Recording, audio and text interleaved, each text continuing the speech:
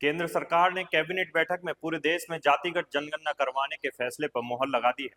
बता दें, जातिगत जनगणना की मांग विपक्ष काफी समय से कर रहा है, लेकिन माना जा रहा है कि जातिगत जनगणना कराने का यह फैसला बिहार चुनाव को ध्यान में रखते हुए किया गया। चूंकि बिहार में नीतीश सरकार ने जातिगत जनगणना शुरू की थी, लेकिन इस पर रोक लगा दी गई थी। अब जातिगत जनगणना के जरिए बिहार ही नहीं, पूरे देश की राजनीति साधने के प्रयास शुरू हो चुके हैं। जातिगत जनगणना फैसले का असर राजस्थान में भी व्यापक रूप से पड़ने वाला है, क्योंकि राजस्थान की राजनीति पर लंबे समय से जातीय समीकरण का सियासी असर रहा है। राजस्थान में ओबीसी, जिसमें विशेषकर जाट, माली, गुर्जर, मीणा, बिश्नोई, लंबे समय से सत्ता संतुलन में निर्णायक भूमिका निभाते हैं। जातिगत जनगणना से इन वर्गों की वास्तविक जनसंख्या सामने आएगी और ये समूह आरक्षण, राजनीतिक प्रतिनिधित्व और सरकारी योजनाओं में हिस्सेदारी के लिए और मुखर होंगे।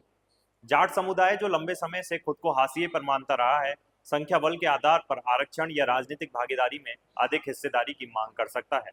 जातिगत जनगणना के आधार पर गुर्जर आरक्षण आंदोलन को भी एक नई दिशा मिलेगी।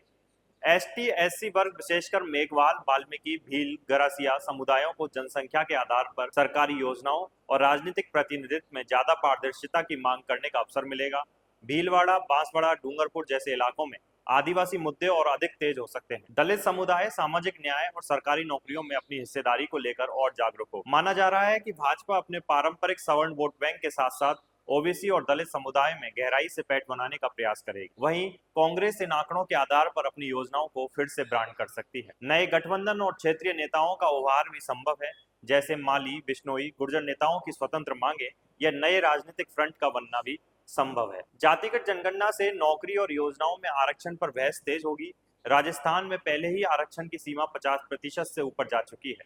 यदि जनगणना में पता चला कि किसी जाति का प्रतिशत बहुत अधिक है, तो ईडब्ल्यूएस को लेकर सवर्ण वर्ग और ओबीसी आरक्षण में उप वर्गीकरण को लेकर एक नई बहस शुरू होगी।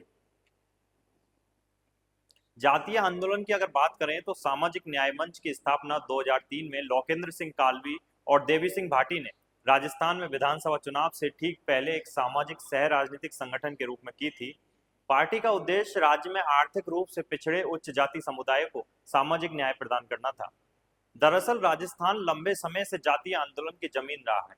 गुर्जर आंदोलन को ले लीजिए, 2007 से 2019 तक 5 बार आरक्षण की मांग को लेकर बड़े पैमाने पर आंदोलन हुए, जिसमें रेल पटरियों तक को जाम किया गया। जाट आरक्षण आंदोलन हरियाणा और यूपी के साथ साथ राजस्थान के शेखावाटी और भरतपुर क्षेत्र में भी जाट समुदाय ने आरक्षण की मांग को उठाया था। पूर्व प्रधानमंत्री अटल बिहारी वाजपेयी ने सीकर की रैली में ही जाटों को आरक्षण देने का ऐलान कर दिया था। वहीं माली, सैनी और बिश्नोई जैसे समुदाय समय समय पर राजनीतिक भागीदारी और सरकारी योजनाओं में उचित प्रतिनिधित्व की मांग करते रहे हैं। इस पूरे विषय पर आपकी क्या राय है, हमें कमेंट करें। वीडियो अच्छा लगा हो तो लाइक करें, शेयर करें और चैनल को सब्सक्राइब करना ना भूलें।